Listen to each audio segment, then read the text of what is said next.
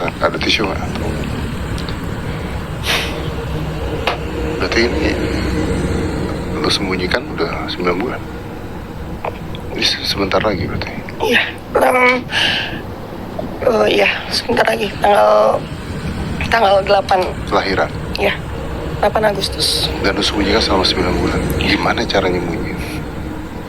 Aku tetap kerja, tetap beraktivitas. Tetap kerja seperti biasa. Tisu ada?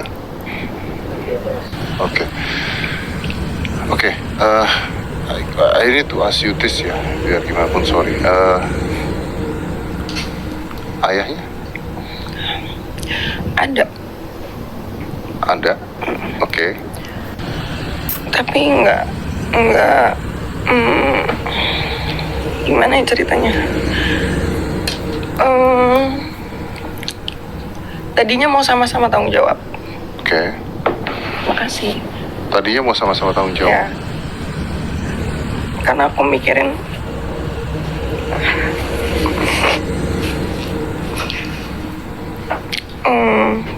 aku terlalu mikirin karir aku sih, Om.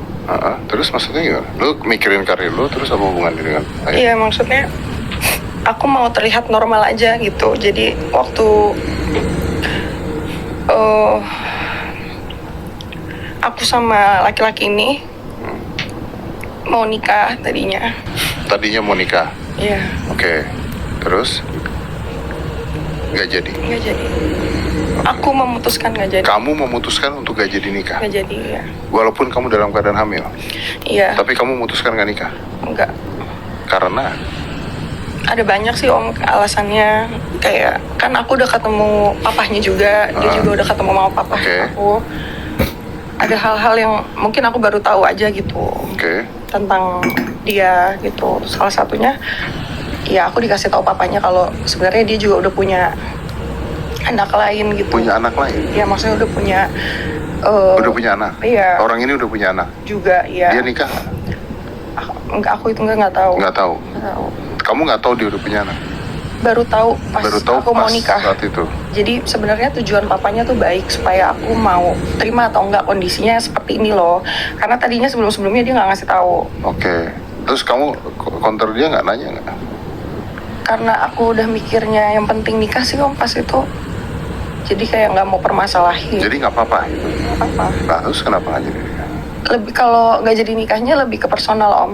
Aku sama dia ada 2 kali debat yang menurut aku kayaknya kalau dibawa ke pernikahan lumayan ganggu aja gitu. Kayak aku, aduh, bawa agama lagi. Di Katolik kan nikahnya cuma bisa sekali, Om, nggak bisa cerai gitu. Akunya pengecut aja sih, pengecut kayak nanti kalau gagal gimana ya gitu. Tapi dianya mau nikahin kamu? Mau. Kita sama-sama decide untuk menikah.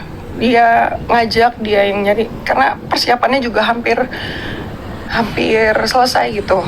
Dia udah nyari cincin, udah beli cincin udah siap. Aku udah bikin baju juga, kayak vendor dan lain-lain. Kan di sini mungkin ada yang aku DM ya, beberapa vendor. Saksinya lumayan banyak sih, Om. Ya, tapi kan mereka nggak tahu kisahnya. Oke, tapi kan pasti ada tipping point kenapa lu nggak jadi nikah dong? Iya. Ya.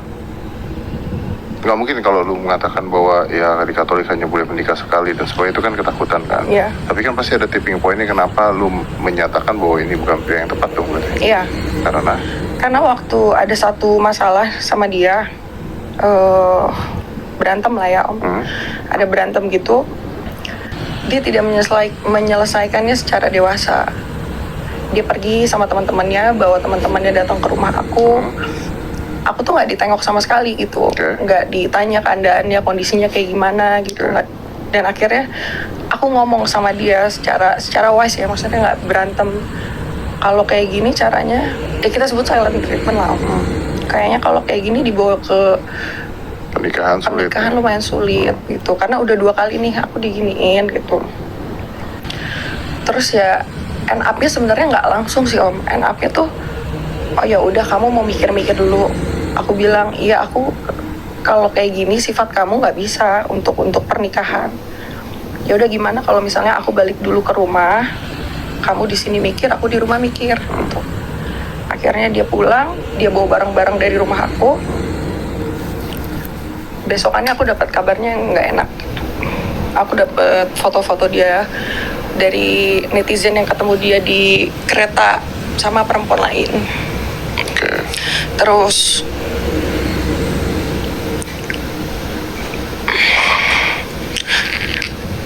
ya foto-foto dia sama perempuan lain gitu.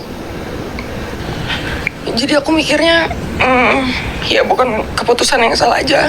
Kamu nanya sama dia nggak? Enggak. Perempuan apa ini? Enggak. Dari detik aku dapat info itu dari orang-orang, bahkan masuk ke media sosial ya, sampai masuk ke TikTok. Aku nggak ada komentar apa-apa. Aku nggak coba untuk nanya dia kenapa giniin gitu. Karena kan aku mikirnya, oh ya kan aku yang decide untuk nggak jadi menikah. Jadi apapun yang dia lakukan di luar sana ya mungkin udah jadi